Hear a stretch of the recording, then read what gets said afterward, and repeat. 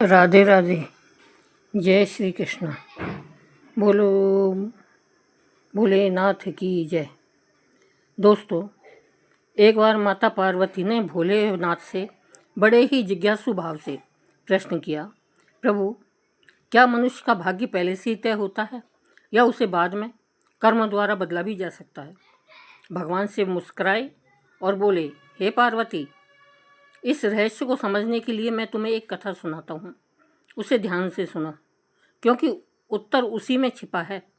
दोस्तों, आगे बढ़ने से पहले आपसे एक छोटा सा अनुरोध है कि इस कथा को ध्यान से सुनिएगा और महसूस कीजिए, क्योंकि यह सिर्फ कथा नहीं, यह काल, कर्म और भाग्य का वह चक्र है जिसमें हम सभी बंधे हुए हैं। भगवान शिव आगे कहते हैं, मैं ही आदि हूँ और मैं ही अंत हूँ। मृत्यु भी मेरे बिना अधूरी है, क्योंकि मैं ही उसका अधिपति हूँ। जीवन का अंतिम सत्य मृत्यु है, और काल, जिसे तुम समय कहते हो, वह मेरी ही आज्ञा से हर प्राणी को ग्रसता है। हे देवी, इस सृष्टि में कोई भी काल को नहीं हरा सका। मनुष्य कितना भी चालाक, बुद्धिमान या शक्तिशाली क्यों न हो, जब उसका समय आता है तब वही होता है जो नियति ने पहले ही लिख दिया होता है। समय, स्थान और परिस्थिति, ये तीनों मिलकर भाग्य को मूर्त रूप देते हैं, और जो ना है वो होकर ही रहता है। देवी पार्वती, एक बार की बात है, पृथ्वी लोक पर एक अत्यंत तेजस्वी और धर्मनिष्ठ राजा राज्य करते थे, जिनका नाम था भागीरथ। वे न केवल पराक्रमी और न्यायप्रिय थे, बल्कि विद्या, विनय और प्रजा पालन में भी अद्वितीय थे। उनकी प्रजा उन्हें अपने पिता के समान मानती थी, और वे स्वयं प्रजा को संतान के समान स्नेह देते थे। राजा भागीरथ का एक विशेष नियम था कि प्रत्येक रात्रि वे वेश बदलकर नगर भ्रमण करते थे, ताकि जनता के सुख दुख को नज़दीक से समझ सके।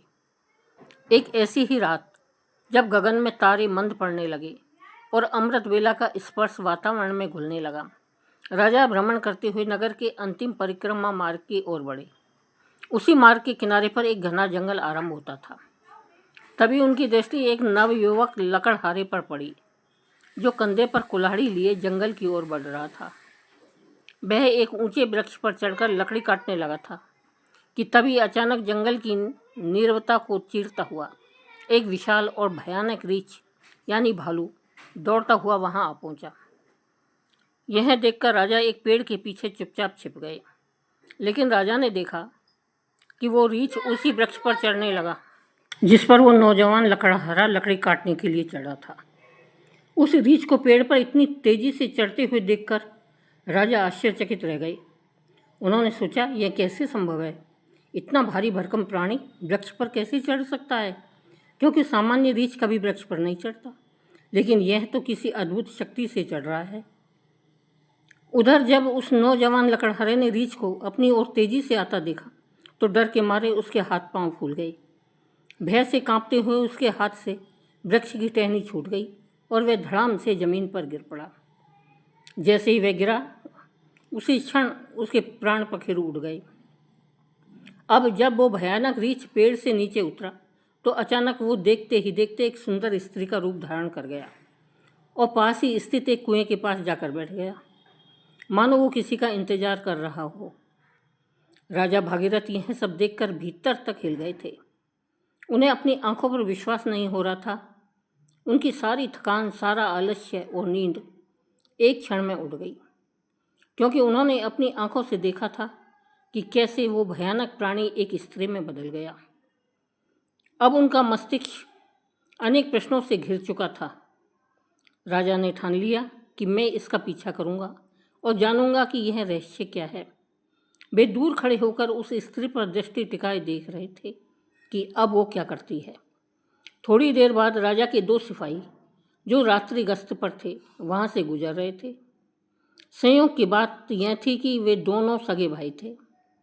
जब छोटे भाई की दृष्टि उस कुएं के पास बैठी स्त्री पर पड़ी, तो उससे देखते ही वो उसके रूप पर मोहित हो गया और बोला, भैया, वो जो सुंदर कन्या वहाँ बैठी है ना, उसे देखते ही मेरे हृदय में प्रेम जाग उठा है। मेरा मन कहता है कि मैं वही मेरी योग्य वधू है, मैं उसी से विवाह करना चाहता हूँ। बड़े भाई ने जब उसकी बात सुनी तो उसने भी कन्या की ओर देखा और वह भी उसी क्षण उसके सौंदर्य पर मोहित हो गया। और बड़ा भाई बोला, अरे छोटे बड़े भाई के होते हुए तू कैसे विवाह कर सकता है? मैं तुझसे बड़ा हूँ और मुझे भी उससे प्रेम हो गया है, इसलिए विवाह तो मैं ही करूँगा। तब छोटा भाई बोला, भैया लेकिन पहले मैंने उसे देखा है, इसलिए विवाह का अधिकार मेरा है। अब दोनों भाई आपस में विवाद करने लगे। तभी बड़े भाई ने समझदारी दिखाते हुए कहा, हम व्यर्थ ही झगड़ रहे हैं, क्यों ना हम इस कन्या से पूछ लें कि वो हम दोनों में से किसे पसंद करती है। वो जिससे विवाह करना चाहे हम दोनों उसे स्वीकार कर लेंगे। यह निर्णय लेकर दोनों भाई उस सुंदर कन्या के पास पहुंचे। बड़े भाई ने पूछा, हे सुंदरी, आप कौन हैं और यहाँ क्या कर रही हैं? तब उनके पूछने पर वो स्त्री मधुर स्वर में बोली, मेरा नाम रूपा है, मैं पास ही के गांव में रहती हूँ। मैं अपनी पति की तलाश में इस जंगल में भटक रही हूँ। फिर छोटा भाई बोला, क्या हुआ, हमें बताओ, तुम्हारा पति कहाँ है? हम दोनों मिलकर उसकी खोज में तुम्हारी मदद करेंगे। तब रूपा ने हल्की सी मुस्कान के साथ शर्माते हुए कहा, अरे नहीं, अभी तो मैं कुंवारी हूँ।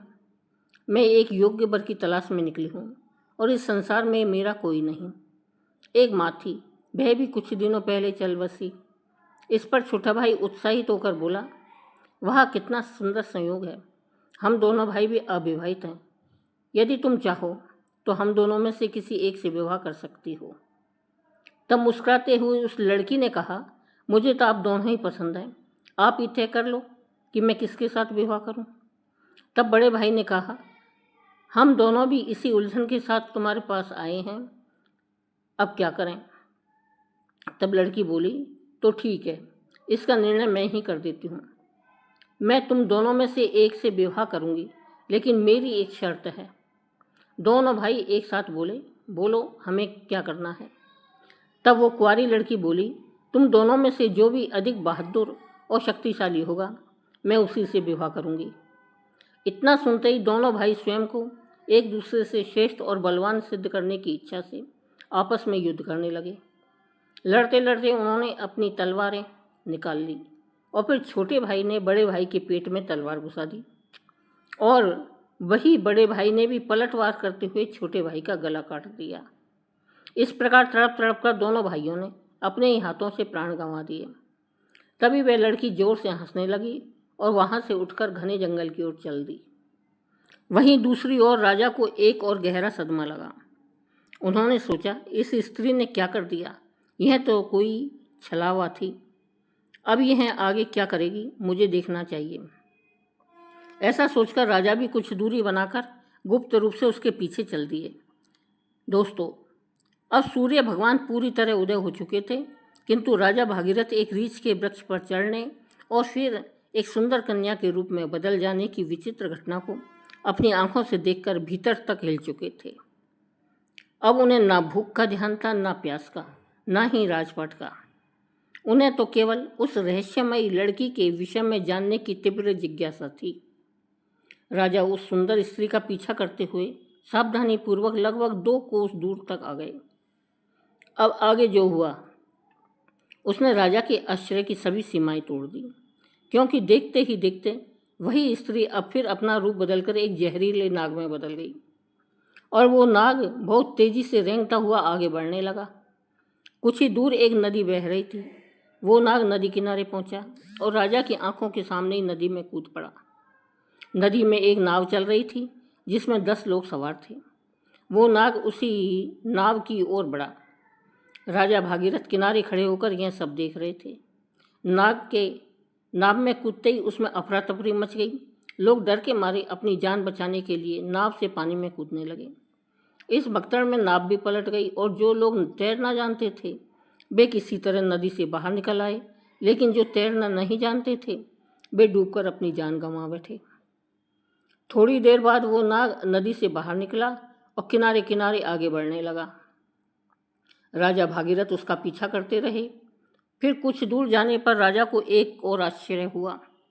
वो नाग अब एक बार फिर अपना रूप बदल चुका था। अब वह एक वृद्ध गरीब ब्राह्मण के वेश में था। राजा ने सोचा, इस रहस्यमय प्राणी के विषय में जानकारी लेने का यही उचित समय है। क्योंकि इस समय वह एक वृद्ध ब्राह्मण के रूप में था। इसलिए राजा ने सोचा, अब मुझे इससे कोई खतरा नहीं होगा, मैं इसके पास आसानी से पहुंच सकता हूँ। यही सोचकर राजा शीघ्रता से उस रहस्यमयी ब्राह्मण की ओर बढ़ने लगे। राजा तो उसके छलावे और रहस्यमयी चालों को पहले से ही पीछा कर रहे थे। अब वह तेज कदमों से चलते हुए उस ब्राह्मण के पास पहुंचे। उन्होंने हाथ जोड़कर विनम्रता से प्रणाम किया। उस वृद्ध ब्राह्मण ने भी हाथ उठाकर अभिवादन स्वीकार किया और उन्हें आशीर्वाद दिया। तब राजा ने समीप जाकर पूछा, हे ब्राह्मण देव, आप कौन हैं? तब उस ब्राह्मण ने बड़े आश्चर्य के साथ उत्तर दिया, क्या तुम्हें दिखाई नहीं देता? मैं एक ब्राह्मण हूँ और साथ ही एक वैद्य भी। अभी मुझे बहुत शीघ्रता से राजमहल पहुँचना है, क्योंकि वहाँ के राजा संकट में हैं और उन्हें एक कुशल वैद्य की आवश्यकता है। उस ब्राह्मण की बात सुनकर राजा स्तब्ध रह गए। उनका शरीर पसीने से भीग गया। अब उनका धैर्य टूटने लगा। भगवान शिव माता पार्वती से कहते हैं, हे देवी, ऐसा क्यों ना हो, क्योंकि हर मनुष्य अपनी मृत्यु से डरता है, और जब मृत्यु ही उसके सामने खड़ी होकर उससे बात कर रही हो तो भय तो होगा ही। राजा अब अत्यंत डर चुके थे, किंतु उन्होंने साहस जुटाया और दृढ़ स्वर में बोले, हे विप्र, तो सत्य कहिए, ऐसे झूठ बोलना ब्राह्मण को शोभा नहीं देता। इसके लिए आपको दंड भी मिल सकता है, यहाँ तक कि सूली पर भी चढ़ाया जा सकता है। और हाँ, मैं आपको बताना चाहता हूँ कि यहाँ के राजा मेरे मित्र हैं और वे पूर्णतः स्वस्थ हैं। यह सुनकर ब्राह्मण मंद मुस्कान के साथ बोला, मैं सब जानता हूँ, तुम व्यर्थ मेरा समय नष्ट कर रहे हो। मैं जो भी हूँ उससे तुम्हें क्या लेना देना, तुम अपने काम से काम रखो। राजा ने अब अपनी आवाज़ ऊंची करते हुए कहा, हे ब्राह्मण, आप पुनः असत्य बोल रहे हैं। आप ब्राह्मण नहीं हैं, आप वो नहीं हैं जो मुझे प्रतीत हो रहे हैं। जब तक मैं सच्चाई नहीं जान लेता तब तक मैं आपका पीछा नहीं छोड़ सकता। आपको सच बताना ही पड़ेगा। फिर से मंद मुस्कान के साथ वो ब्राह्मण बोला, हे युवक, मैं एक ब्राह्मण ही हूँ, मुझे जाने दो, नहीं तो यहाँ के राजा की मृत्यु का कारण तुम बनोगे और इसका पछतावा तुम्हें जीवन भर रहेगा। ब्राह्मण के मुख से ऐसी बातें सुनकर राजा को क्रोध आ गया। उन्होंने अपनी गुप्त तलवार निकाल ली और बोले, अब आप झूठ नहीं बोल सकते। मैं तब से आपका पीछा कर रहा हूँ जब आप रीछ का रूप धारण किए हुए थे। आपने उस युवक लकड़हारे को मार डाला, फिर एक सुंदर स्त्री बनकर 2 सिपाही भाइयों को एक दूसरे के हाथ मरवा दिया। फिर आप विशैला नाग बनकर नदी में कूदे और उस नाव पर चढ़ गए जिसमें कई यात्री सवार थे। आपकी दहशत के कारण भगदड़ मची, नाव पलट गई। जो तैरना जानते थे वे तो बच गए निकले, लेकिन बाकी सभी डूबकर मर गए। और अब आप वृद्ध ब्राह्मण का रूप धारण करके नई चाल चल रहे हैं। इसलिए हे ब्राह्मण, अब असत्य न कहो। तुम कौन हो ये सत्य कहो। राजा की तीखी बातें और तलवार की नोक देखकर भी वो ब्राह्मण शांत रहा और बोला, हे युवक, यदि मैं न बताऊं तो तुम क्या कर लोगे? राजा ने तलवार को उसके और निकट कर दिया और बोले, अब तुम परिणाम भुगतने के लिए तैयार हो जाओ, क्योंकि अब तुम कई लोगों की हत्या करने के दोषी हो। इसलिए तुम्हें राज दरबार में प्रस्तुत करके सूली पर चढ़ाया जाएगा। तुम नहीं जानते कि यह सम्राट भागीरथ का राज्य है, जो एक न्यायप्रिय और प्रजावत्सल राजा है। यहाँ से जीवित वापस नहीं जा सकते तुम। इसलिए तुम्हारी भलाई इसी में है कि अपने असली रूप में आओ और अपनी सच्चाई मुझे बताओ। भगवान शिव कहते हैं, हे देवी पार्वती, राजा की ऐसी बातों को सुनकर वो वृद्ध ब्राह्मण जोर जोर से ठहाके लगाकर हंसने लगा और बोला, हे राजन, मैं जानता हूँ कि यह नगरी सम्राट भागीरथ की है, जो एक महान प्रतापी और धर्मनिष्ठ राजा है। और मैं यह भी जानता हूँ कि वे तुम ही हो, विश्वविख्यात सम्राट भागीरथ। किंतु अब तुम भी एक बात जान लो, तुम मुझे नहीं मार सकते, बल्कि एक दिन ऐसा आएगा जब मैं ही तुम्हें मारने के लिए विवश कर दूंगा। अब तो राजा के होश ही उड़ गए। ब्राह्मण की इस प्रकार की बात सुनकर राजा भागीरथ के हाथ से तलवार छूटकर नीचे गिर गई। वे हाथ जोड़कर चुप हो गए और मन ही मन सोचने लगे कि जिसने इस रूप में भी मुझे पहचान लिया वो कोई साधारण मानव तो हो नहीं सकता। तभी राजा विनम्र होकर बोले, हे ब्राह्मण, अब जब आपने मुझे पहचान ही लिया है तो कृपा करके यह भी बताएं कि आप वास्तव में कौन हैं। तब वो ब्राह्मण बोला, हे राजन, किसी ने सत्य कहा है कि संसार में 4 हट सबसे बलवान होते हैं, राजहट, बालहट, स्त्री हट और योग हट। तुम राजा हो, इसलिए राजहट पर अड़े हो। अब तुम बिना मेरी सच्चाई जाने रह ही नहीं सकते, यह मैं भी जानता हूँ। इसलिए अब ध्यान से सुनो मैं कौन हूँ और मैं तुम्हारी राजधानी में क्यों आया हूँ। तब उस वृद्ध ब्राह्मण ने बताना आरंभ किया और कहा, हे राजन, अब तुम्हें मैं अपनी पहचान बताता हूँ।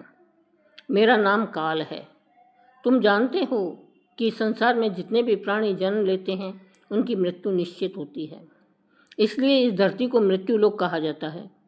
जब कोई प्राणी माता के गर्भ में आता है तो उसी समय उसका भाग्य लिखा जाता है। नियति के अनुसार आत्मा शरीर में प्रवेश करती है और वह जीवित होता है। उसी क्षण उसकी मृत्यु का समय, स्थान, कारण भी विधाता द्वारा निश्चित कर दिया जाता है। जब किसी प्राणी की मृत्यु का समय आता है तो भगवान शिव ही धर्मराज को इसकी सूचना देते हैं, क्योंकि सभी प्राणियों की मृत्यु का निर्णय शिव जी के पास होता है। धर्मराज शिव जी से आज्ञा प्राप्त कर मुझे यानी काल को आदेश देते हैं कि अब जाओ और उस प्राणी के प्राण हर लो। तब मैं मृत्युलोक में आता हूँ। मुझे पहले से पता होता है कि किस प्राणी की कब, कहाँ और कैसे मृत्यु होगी, इसलिए मैं उस प्राणी को निश्चित समय पर निश्चित स्थान पर पहुँचा देता हूँ, वहाँ जहाँ उसकी मृत्यु सुनिश्चित हो। और जिस प्रकार उसकी मृत्यु विधाता ने लिखी होती है, मैं उसी प्रकार की परिस्थितियाँ और घटनाएँ वहाँ उपस्थित कर देता हूँ। इसलिए हे राजन सुनो, उस लकड़हारे को मैंने नहीं मारा था। तब राजा ने आश्चर्य से पूछा, हे विप्र, आप ये कैसे कह सकते हैं कि मैंने स्वयं अपनी आंखों से देखा है कि उस लकड़हारे की मृत्यु का कारण आप ही बने थे। तब ब्राह्मण यानी काल ने कहा, हाँ, कारण तो मैं ही बना था, लेकिन सांसारिक लोग तो यही समझते हैं कि लकड़हारा पेड़ से गिरकर मरा, जबकि वह तो मेरी योजना का हिस्सा था। उसकी मृत्यु पेड़ से गिरकर होनी निश्चित थी, इसलिए मुझे वह रूप धारण करना पड़ा। सोचो, अगर मैं असल में वृद्ध होता तो क्या कभी पेड़ पर चढ़ पाता? उसी तरह जो सिपाही मरे उनकी मृत्यु एक दूसरे के हाथों होनी तय थी, इसलिए मुझे एक सुंदर स्त्री बनना पड़ा। फिर जो लोग नाव में डूबकर मरे उनकी मृत्यु जल में डूबने से होनी निश्चित थी, इसलिए मैंने एक भयानक नाग का रूप धारण किया जिसे वे सभी अपनी मृत्यु तक पहुँचे। हे राजन, अब आप समझ ही गए होंगे कि मैं कौन हूँ और आपकी नगरी में क्यों आया हूँ। समय, स्थान और परिस्थिति, ये तीनों ही एक प्राणी की मृत्यु में मुख्य भूमिका निभाते हैं। राजा गंभीर हो गए और बोले, हे विप्र, आपने मुझे जो ज्ञान दिया उसके लिए मैं आपका आभार व्यक्त करता हूँ, लेकिन मेरे मन में एक और प्रश्न है। आपने थोड़ी देर पहले कहा था कि इस नगर के राजा की मृत्यु होने वाली है, किंतु मैं तो आपके सामने जीवित खड़ा हूँ। तब काल मृदु स्वर में बोले, हे राजन, मृत्यु तो हो चुकी। वो मृत्यु तुम्हारे छोटे भाई चित्रांगन की थी, जो तुम्हारी अनुपस्थिति में राजगद्दी पर बैठा था। शत्रु राज्य के एक गुप्तचर ने उस पर बाण चला दिया, और क्योंकि तुम्हारे राज्य के नियमों के अनुसार तुम्हारी अनुपस्थिति में वही राजा माना जाता है जो गद्दी पर बैठा हो, इसलिए मृत्यु राजा की ही मानी गई है और तुम यहाँ मेरे साथ व्यर्थ की उलझनों में पड़े रहे।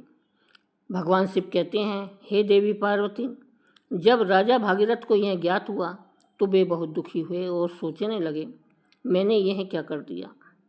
तब ब्राह्मण रूपी काल ने कहा, हे राजन, यह सब तो पूर्व निर्धारित था। तुम तो केवल इस नाटक के एक पात्र हो। जो होना होता है वह होकर ही रहता है। अब शोक करने से कुछ नहीं बदलेगा। तुम्हारी आयु अभी शेष है। अब तुम लौट जाओ और अपना राज्य संभालो। तब राजा बोले, हे यमदूत, मुझे क्षमा करें, मैं आपको पहचान नहीं सका, लेकिन अब मैं एक अंतिम प्रश्न पूछना चाहता हूँ। क्या आप मेरी मृत्यु के विषय में बता सकते हैं? तब ब्राह्मण मुस्कुराते हुए बोले, पूछो राजन, मैं तुम्हारी शंका दूर कर दूंगा। तब राजा बोले, क्या आप मुझे यह बता सकते हैं कि मेरी मृत्यु कब होगी? तब यमदूत ने कहा, नहीं, एक सामान्य व्यक्ति के लिए यह बात जब तक गुप्त रहती है तभी तक वह इस संसार में विलीन होकर जी सकता है, अन्यथा वो मृत्यु से पहले ही पल पल तड़प कर मरता है, क्योंकि चिंता और चिता में कोई अंतर नहीं है। चिता तो केवल एक ही बार शव को जलाकर भस्म कर देती है, किंतु चिंता हर पल मन और शरीर को जलाती है। लेकिन राजा के घोर हठ के कारण ब्राह्मण ने कहा, हे राजन, जिस प्रकार से तुमने मेरे साथ रहकर दूसरों की और अपने छोटे भाई की मृत्यु के विषय में सुनकर भी धैर्य नहीं छोड़ा, उससे मुझे प्रतीत होता है कि तुम एक ज्ञानी और धैर्यवान पुरुष हो। इसलिए मैं तुम्हें तुम्हारी मृत्यु के विषय में बताता हूँ। हे राजन, ध्यानपूर्वक सुनो। तुम्हारी मृत्यु आज से ठीक 1 वर्ष बाद सूली पर चढ़ने से होगी, और विशेषतः यह मृत्यु इसी नगरी के भीतर तुम्हारे अपने राजमहल में ही घटित होगी। तुम इस मृत्यु को प्रसन्नतापूर्वक स्वीकार करना। इतना कहकर वो ब्राह्मण एक चील का रूप धारण कर वहाँ से उड़ गया। और दूसरी ओर राजा अपने महल लौटकर अपने छोटे भाई चित्रांगद का अंतिम संस्कार करते हैं और राज्य कार्य को पुनः व्यवस्थित रूप से संभालने लगते हैं। धीरे धीरे वे यमदूत के साथ हुई सारी घटनाओं को भूलने लगते हैं। इसी तरह 6 महीने बीत गए। फिर एक रात अचानक राजा घबरा कर नींद से उठ जाते हैं। उन्हें मृत्यु की आहट महसूस होने लगती है। इस पर भगवान शिव कहते हैं, हे देवी, मनुष्य चाहे जितना भी निडर क्यों ना हो, परंतु जब उसे अपनी मृत्यु का पूर्वाभास हो जाए तो वह उससे बचने के लिए कोई ना कोई उपाय अवश्य ही ढूंढ निकालता है। राजा ने भी ऐसा ही किया। अगली सुबह राजा दरबार में अपने मंत्रियों से कहते हैं, हे मंत्रियों, एक भविष्यवाणी के अनुसार आज से ठीक 6 महीने बाद मेरी मृत्यु मेरे ही महल में सूली पर चढ़ाने से होगी। अतः आप लोग कोई ऐसा उपाय खोजें जिससे यह मृत्यु टाली जा सके। कुछ समय बाद एक प्रमुख मंत्री ने सुझाव दिया, महाराज, यदि हम राज्य भर से सभी नुकीली वस्तुओं जैसे सूली, भाले, चाकू, कटार आदि को पूर्णतः बहिष्कार कर दें और उन्हें राजनगर से बाहर निकाल दें तो शायद आपको सूली पर चढ़ाया ही ना जा सके। मंत्री की यह सलाह राजा को और अन्य सभासदों को भी पसंद आती है और वे वैसा ही करते हैं। दोस्तों, राजा भागीरथ अब थोड़े शांत हो जाते हैं, किंतु मृत्यु का भय उनके भीतर अब भी जीवित रहता है। इस भय के कारण अब उन्हें नींद नहीं आती और वे मन को बहलाने के लिए नए नए शौक अपनाने लगते हैं। इसी तरह दिन बीतते हैं और वह दिन भी आ जाता है जिसके अगले दिन भविष्यवाणी के अनुसार राजा की मृत्यु होनी थी। अब राजा और भी अधिक व्याकुल हो जाते हैं। उन्हें समझ नहीं आता कि क्या करें। वे सोचते हैं, क्यों ना आज की रात राजमहल से बाहर ही रहा जाए। हो सकता है यदि मैं महल में ना रहूं तो भविष्यवाणी झूठी साबित हो जाए। यह सोचकर वे मध्य रात्रि में एक गरीब भिखारी का भेष धारण कर चुपचाप महल से निकल पड़ते हैं और नगर की गलियों में घूमने लगते हैं। अब कई दिनों की नींद न लेने के कारण वे थक जाते हैं। तभी वे एक घर में चुपचाप घुस जाते हैं। वो घर एक दर्जी का था जो राजा और रानी के विशेष वस्त्र सिलने का कार्य करता था। राजा उस घर में चुपचाप एक कोने में जाकर सो गए। अब रात्रि का अंतिम पहर बीत रहा था। राजमहल में किसी को ज्ञात नहीं था कि ये राजा कहाँ है, क्योंकि कई दिनों से वे अपने कक्ष से बाहर नहीं निकले थे। सब यही समझ रहे थे कि महाराज अभी भी अपने कक्ष में ही विश्राम कर रहे हैं। उधर उस दर्जी के घर में कुछ चोर आते हैं और राजा रानी के लिए सिल रहे बहुमूल्य राजसी वस्त्र चुराकर भाग जाते हैं। जब अगली सुबह दर्जी को यह घटना का पता चलती है तो वह घर के कोने में सो रहे उस व्यक्ति को, जो कि राजा थे किंतु भिखारी के वेश में थे, चोर समझ बैठता है। बिना पहचाने वह राजा को बांधकर सीधे राज दरबार में ले जाता है। अब राजमहल में राजा भागीरथ का पुत्र, जो अब युवावस्था में है, पिता की अनुपस्थिति में राज्य गद्दी पर बैठा था। उसने बिना जांच पड़ताल किए उस भिखारी को चोर मानकर सिपाहियों को आदेश दिया कि इसे सूली पर चढ़ा दो। यह सुनकर राजा चौंक कर उठ बैठते हैं। चारों ओर का वातावरण देखकर उन्हें समझ आ जाता है कि वे स्वयं ही अपने पुत्र के द्वारा दिए गए मृत्यु के आदेश में फंस चुके हैं। यह वह दिन था जिसकी भविष्यवाणी 1 वर्ष पहले ब्राह्मण ने की थी। राजा ने तुरंत दरबार में अपने मंत्रियों को सारा वृत्तांत बताया और कहा, हे मंत्रीगण, हम एक धर्म संकट में हैं। ना तो मैं अपने पुत्र के आदेश का अपमान करना चाहता हूँ और ना ही मृत्यु का वर्ण करना चाहता हूँ। अब आप ही कोई उपाय बताइए। तब महामंत्री ने उस दर्जी को बुलाया और सभा को संबोधित करते हुए कहा, राजन, आपके आदेश की मर्यादा बनी रहे और महाराज के प्राण भी सुरक्षित रहे, इसके लिए हम इन्हें सूली के स्थान पर एक सुई की नोक पर बैठा देते हैं। इससे आदेश की पूर्ति होगी और किसी की मृत्यु भी नहीं होगी। यह बात सभी को उचित लगी। समय के अनुसार राजा को सुई की नोक पर बैठाया गया, परंतु होनी को कुछ और ही मंजूर था। जैसे ही राजा सुई की नोक पर बैठे, वो सुई उनकी पीठ में चुभ गई। रक्त बहने लगा और वैद्य बुलाए गए, पर तब तक बहुत देर हो चुकी थी। धीरे धीरे राजा का शरीर शिथिल हो गया और वे वहीं तड़पते हुए अपने प्राण त्याग देते हैं। दोस्तों, भगवान शिव माता पार्वती से कहते हैं, हे देवी, मनुष्य अपने भाग्य को चाहे जितना भी बदलने का प्रयास करे, किंतु जो विधाता ने पूर्व निर्धारित कर दिया है वह होकर ही रहता है। यही कारण है कि ईश्वर ने मनुष्य को भविष्य जानने की सामर्थ्य नहीं दी, ताकि वह चिंता में न पड़कर वर्तमान को पूर्ण रूप से जी सके। अतः प्रत्येक जीव को अपने कर्म पथ पर अडिग रहना चाहिए, धर्म के नियमों का पालन करना चाहिए और हर क्षण को ईश्वर को समर्पित करके सत्य और श्रद्धा के साथ जीना चाहिए। यही मानव जीवन का सार है। तो दोस्तों, यही थी सम्राट भागीरथ की वह चमत्कारिक और रहस्य से परिपूर्ण कथा, जो हमें यह अमूल्य संदेश देती है कि कोई भी प्रयास, कोई भी उपाय भाग्य को टाल नहीं सकता, क्योंकि जब काल आता है तो वह हर द्वार खोलकर भीतर प्रवेश करता है। अगर आपको यह कथा ज्ञानवर्धक, प्रेरणादायक लगी हो तो कृपया इस वीडियो को लाइक करें और हमारे चैनल को सब्सक्राइब करें। धन्यवाद।